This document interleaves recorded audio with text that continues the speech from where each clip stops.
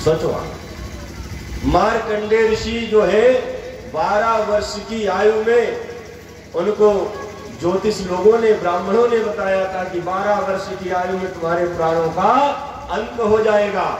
अब उनके माता पिता बहुत परेशान हो गए महाराज।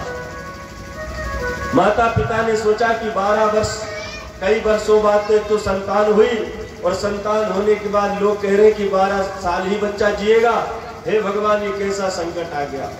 उन्होंने भगवान शंकर की आराधना करना प्रारंभ कर दिया, और जब भगवान शंकर की आराधना करना प्रारंभ किया महाराज, तो भगवान शंकर की आराधना में जो है मृत्यु भी टल जाती है।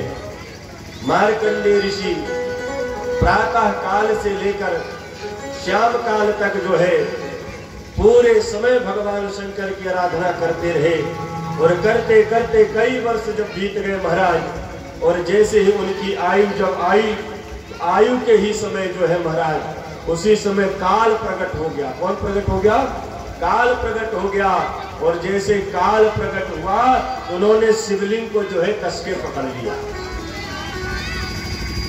अब जब शिवलिंग को उन्होंने कस के पकड़ लिया, तो काल भी सामने खड़ा है, मृत्यु सामने खड़ी है, सोचिए, लेकिन उनको हाथ नहीं लगा पाई। क्यों? क्योंकि वो तो मृत्यु के ऊपर जिसने विजय प्राप्त की है, महाकाल भगवान, वो सामने बैठे हैं, तो काल भी क्या बिगाड़ेगा। अब मृत्यु ने पूछा कि हे प्रभु, इनकी तो आयु पूरी हो गई है, अब इनको साथ में जाना पड़ेगा। तो भगवान शंकर जी तो शंकर जी है, भोले बाबा। अब मूर्ति से कोई भी संदेश नहीं मिला, तो जैसे ही यमराज ने अपनी चाबुक फेंकी, इस चाबुक में फंस के जो है मार्कंडेय ऋषि आ जाएंगे, उसी समय उस शिवलिंग से भगवान शंकर प्रकट हो गए। बोलिए शंकर भगवान की जय हो।